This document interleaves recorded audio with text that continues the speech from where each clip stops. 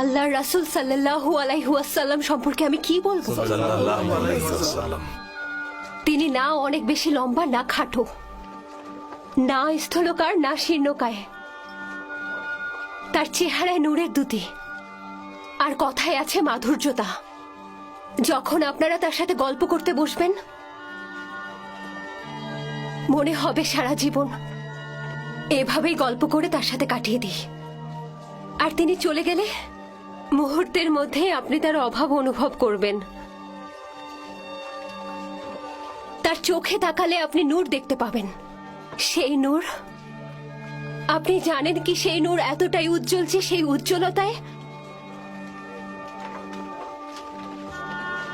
রহমত বর্ষিত হয়। আমি আর অপেক্ষা করতে পারছি না। আমি কখন তাকে দেখবো আর মনে প্রশান্তি ফিরে পাবো। গরম বেড়ে চলেছে। আমার মনে হয় না এত তাপমাত্রায় রাসূল এখানে আসতে পারবেন। যতক্ষণ না আল্লাহর রাসূল সাল্লাল্লাহু আলাইহি ওয়াসাল্লাম এখানে আসেন, আমি নড়বো না। সাল্লাল্লাহু আলাইহি ওয়াসাল্লাম। হে উম্মে উমারা,